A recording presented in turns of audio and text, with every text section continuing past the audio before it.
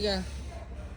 Semuanya, selamat berjumpa lagi dengan Dana dari SLB Pembina. Yang hari ini saya akan menceritakan sebuah kisah cerita tentang menyimak hikayat Indra Bangsawan.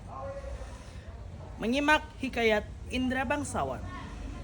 Suatu ketika di sebuah desa bernama Kobat Syahrial, hiduplah dua orang bersuami istri.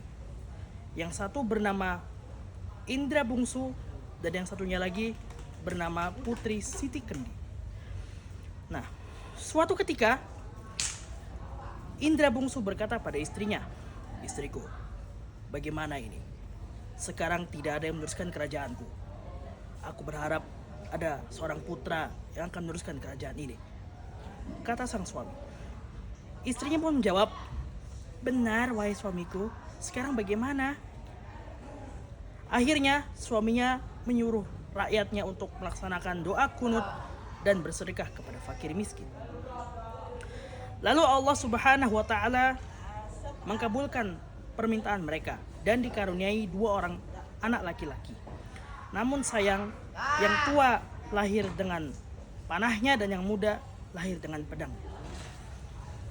Yang tua diberi nama Syahperi dan yang muda diberi nama Indra Bangsawan. Akhirnya setelah mereka genap menjadi 7 tahun, akhirnya mereka berdua diperintahkan oleh ayah mereka untuk mengaji kepada seorang ulama bernama Mu'allim Sufyan.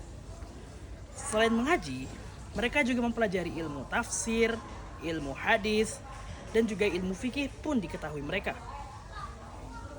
Lalu kemudian selain belajar mengaji, mereka juga mempelajari ilmu senjata dan juga taktik-taktik dan strategi perang tentunya.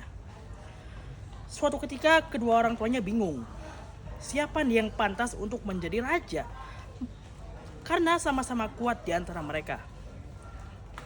Nah, kemudian suatu ketika terjadilah sebuah angin ribut dan badai disertai hujan. Duar!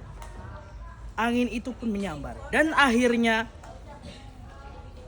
Syahperi dan juga Indra Bangsawan bercerai sudah. Mereka pun berpisah dan saling cari mencari. Kemudian Syahperi, sang kakak, kemudian pergi dengan berjalan kaki. Dan sampailah di sebuah mahligai. Lalu kemudian Syahperi pun penasaran dan naik ke atas mahligai tersebut. Dan tiba-tiba ia menemukan sebuah gendang yang tergantung di atas mahligai tersebut. Kemudian akhirnya Syahperi membuka gendang tersebut dan memukulnya.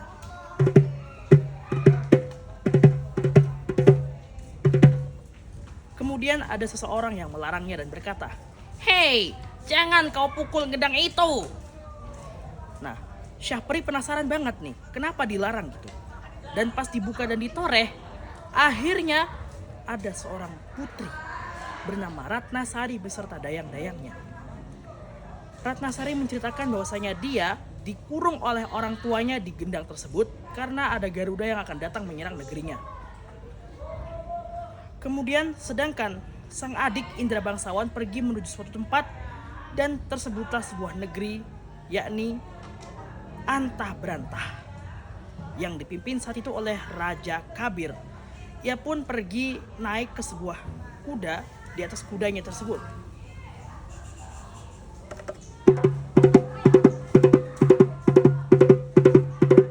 Dan kemudian sampailah ia di Antah Berantah dan bertemu dengan Raja Kabir, seorang raja di Antah Berantah. Kemudian setelah itu hiduplah juga seorang raksasa bernama Buraksa. Buraksa adalah seorang lelaki yang gemuk tubuhnya, ganas, kuat, dan apabila marah semua orang pun ketakutan. Kemudian Buraksa hendak merebut putri dari raja tersebut, dari Raja Kabir maksudnya. Kemudian Raja Kabir menyuruh 9 anaknya untuk mengintip Buraksa tersebut dan mengambil jubahnya. Lalu kemudian ke-9 anak itu berhasil merebut jubah Buraksa. Lalu kemudian ke-9 orang anaknya itu mengatakan, "Wahai raja, sesungguhnya selama ini selimut buraksa yang selama ini dia pakai telah berubah menjadi jubahnya, kata salah seorang dari mereka. Raja pun kaget dan kemudian buraksa pun lumpuh akibat meminum air dari air keningnya sendiri. Dan ternyata air tersebut telah diisi dengan dan dimantrai oleh Raja Kabir. Nah, akhirnya secara resmi kemudian sang raja pun tahu bahwasanya selimut itu telah menjadi jubah milik buraksa, dan setelah itu dinikahkanlah Indra bangsawan dengan sang putri dari raja. Lalu kemudian mereka pun memilih kembali ke Qobat Syarial karena agar niat mereka berbohong itu pun tidak diketahui oleh sang raja.